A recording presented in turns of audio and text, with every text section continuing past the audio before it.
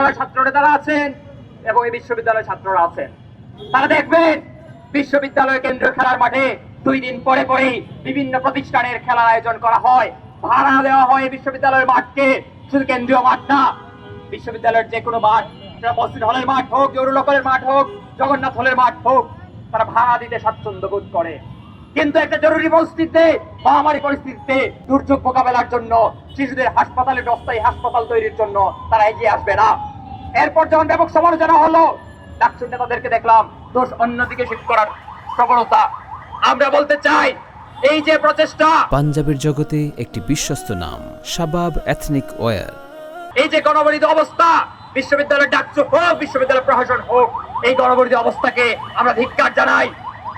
একই সাথে আরেকটা জিনিস আজকে সংবাদে দেখলাম, আমরা দেখতে পেলাম এই হামের মহামারী অবস্থার সময় হাম রোগ শনাক্তকরণের যে কিট, সেই কিটের সংকট, সেই কিটেরও আসলে সংকট রয়ে গেছে। কিসের সংকট নাই বাংলাদেশে? বাংলাদেশের দুর্যোগের সংকট নাই। রাস্তা দিয়ে যান, কখন মরে যাবেন তার কোনো নিশ্চয়তা নাই। আমরা সরকারকে বলতে চাই, আপনারা অবিলম্বে এগুলোর বিরুদ্ধে ব্যবস্থা গ্রহণ করুন। এই হামকে যারা মহামারী আকার ছড়িয়ে দেওয়ার ক্ষেত্রে ভূমিকা পালন করেছে, তাদেরকে ছাড় দিবেন না। তাদেরকে যদি ছাড় দেন, আপনারা জনগণের কাছ থেকে ছাড় পাবেন না।